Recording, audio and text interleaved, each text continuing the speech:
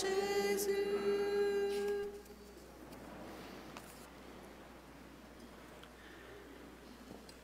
Alors, comme je vous le disais, pour ceux qui viennent ici pour la première fois ce matin, c'est l'Évangile parfait pour être accueillis. La lune ne donnera plus sa clarté, le soleil s'obscurcira et les étoiles tomberont du ciel. Alors, on est dans le registre apocalyptique. Souvent, les films apocalyptiques nous décrivent la fin du monde. Et alors, on va regarder un peu ce matin qu'est-ce que ça veut dire vraiment apocalyptique, le sens du genre littéraire apocalypse. Mais juste avant, on va regarder quel est le contexte dans lequel s'inscrit cette parole de Jésus. Nous sommes dans l'Évangile de Marc au 13e chapitre, à la toute fin du ministère public de Jésus. Il est à Jérusalem et ils sortent du temple.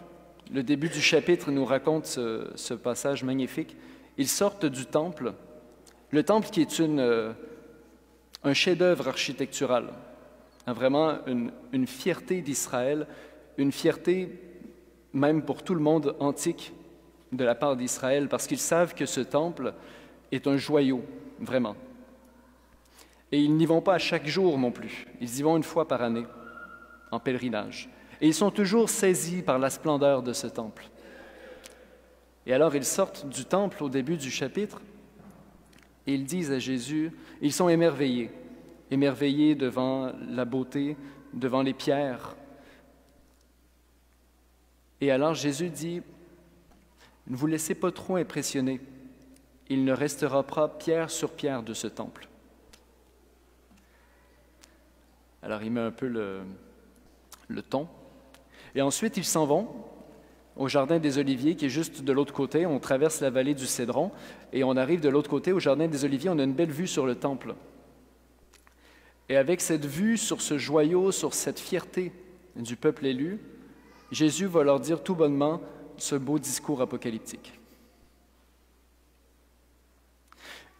Voyez, ce qui est fait de main d'homme ne tiendra pas. Et alors, il y a différentes choses qui sont expliquées avant le texte d'aujourd'hui. Mais vous voyez, Jésus veut amener ses interlocuteurs, ses apôtres, ses disciples, ailleurs que simplement une fascination pour une beauté architecturale. Jésus est à quelques jours de Pâques aussi, et donc ce discours apocalyptique est teinté de cette grande détresse qui sera évidemment la sienne dans ce même jardin des Oliviers. Pas besoin d'aller chercher très très loin les grandes détresses de toute l'histoire des civilisations. Il s'agit en premier lieu de sa propre détresse à lui, dont il est question dans la première lecture en Daniel, et que Jésus va décrire immédiatement dans ce discours apocalyptique. D'ailleurs, dans l'Évangile de Matthieu, il est aussi question de la chute des astres et du soleil qui s'obscurcit, d'une éclipse. Et l'enjeu, ce n'est pas l'éclipse, c'est le Christ. Alors, quel est ce style apocalyptique? Jésus ne l'a pas inventé. Ce style apocalyptique, déjà, est très présent dans tout l'Orient ancien, peu importe les religions.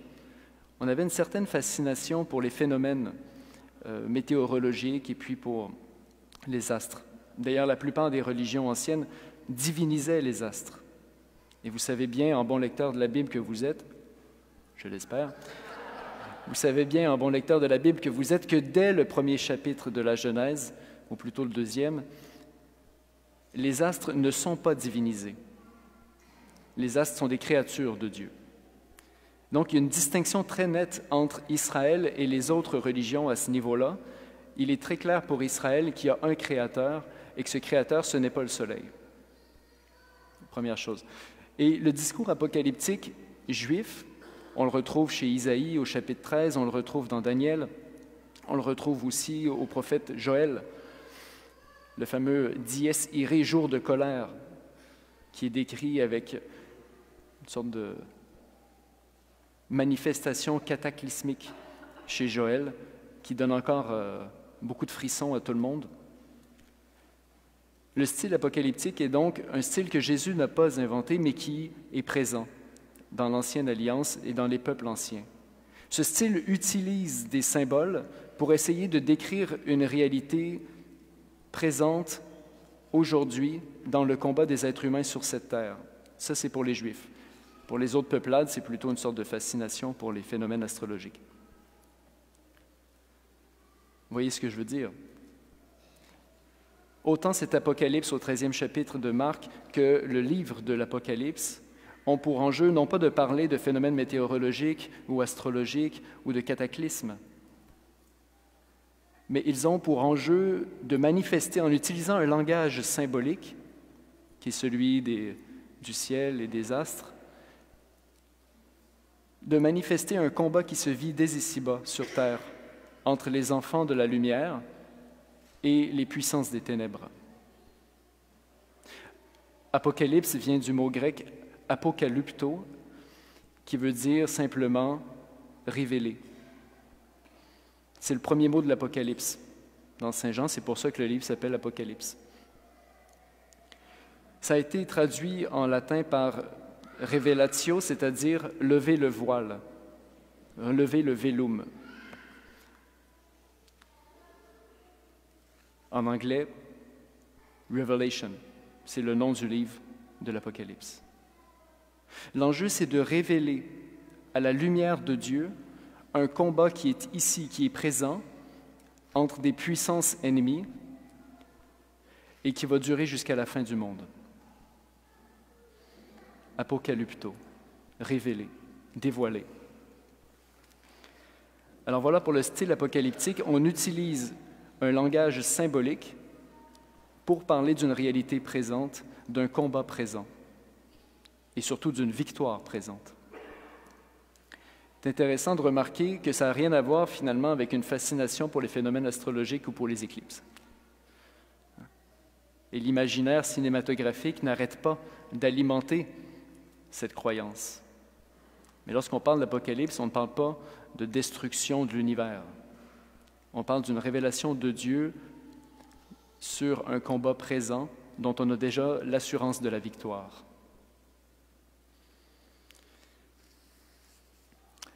Alors ici, ce qui est très particulier, c'est que Jésus reprend ce langage apocalyptique et en même temps insère entre deux phrases une parabole qui n'a strictement rien d'apocalyptique. Je vous la relis si vous l'aviez oubliée. « Laissez-vous instruire par la comparaison du figuier. Dès que ses branches deviennent tendres et que sortent les feuilles, vous savez que l'été est proche. » Est-ce que l'auteur s'est trompé? Est-ce que Marc a glissé un verset qui n'avait rien à voir puis il l'a échappé? Qu'est-ce que ce verset vient faire ici? On nous parle de la destruction, de la destruction des repères quotidiens que sont le soleil et la lune, de la chute des astres. Et tout de suite après, laissez-vous instruire par ce figuier lorsque ses branches deviennent tendres et que les feuilles sortent, l'été est proche. Le Fils de l'homme est à votre porte, le Fils de l'homme est proche. Et alors Jésus, en utilisant, c'est ce que je vous propose, il y a plusieurs interprétations, mais en utilisant cette image du figuier, en utilisant cette parabole, vient comme convertir le sens ou l'utilisation de l'Apocalypse, du style apocalyptique. Il mêle au style apocalyptique une image vivifiante, une image vivante d'un organisme vivant qui est cet arbre, ce figuier. On pourrait dire ici cet érable, ce pommier. Les feuilles sortent. Qu'y a-t-il de plus réconfortant au printemps que des bourgeons et des feuilles qui commencent à sortir? On n'est plus du tout finalement dans la fascination pour les phénomènes cataclysmiques. Jésus injecte de l'espérance dans ce style. Mais quel est cet arbre? Jésus est à quelques jours de prendre sa croix. Et vous savez, les premiers chrétiens ont représenté la croix comme cet arbre de vie, cet arbre qui permet de retrouver le paradis perdu. Les branches sont tendres.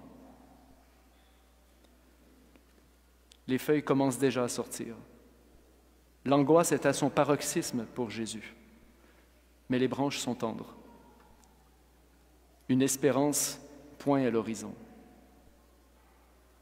Évidemment, pas besoin de vous dire que les disciples ne comprennent strictement rien de ce qu'ils racontent, mais plus tard, ils vont comprendre. La tendresse des branches, la présence du Fils à nos portes, voici ce qui nous donne de l'espérance au travers de tant de messages superstitieux, au travers de tant de peur, de détresse à travers le monde, à travers des guerres, à travers différentes difficultés. Le Fils de l'homme est à votre porte. Veillez et priez. Le Fils de l'homme est à votre porte.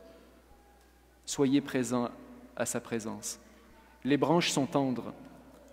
Laissez-vous émerveiller par la beauté des feuilles qui sortent, par l'espérance de cette verdure. Ce matin, je prenais un café avec le bon Père Jean, qui se réjouissait du soleil qui lui faisait penser à la Martinique. J'ai dit là vraiment, on n'est plus en Martinique, mon Père.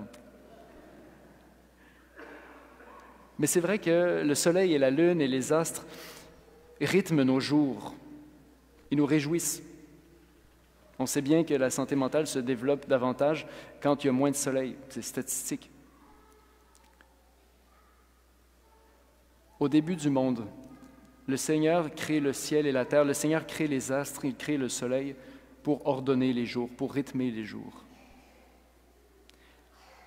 Il y a un travail d'ordre. La création, c'est d'abord un travail d'ordre. Et cet ordre, il est bon que nous l'ayons. Mais en même temps, le discours apocalyptique du Christ, aujourd'hui, dans ce chapitre, veut attirer notre attention sur un autre ordre, sur un nouvel ordre. Bon, alors, on se comprend. Hein? Sur un nouvel ordre, sur une recréation. Le Seigneur Dieu a créé au commencement, et lorsque vient la plénitude des temps, le Seigneur Dieu veut faire une création nouvelle, mais qui est mystérieuse et qui est visible uniquement avec les yeux de la foi. Un peu comme cette branche tendre qui donne une feuille au milieu du soleil et de la lune qui explosent.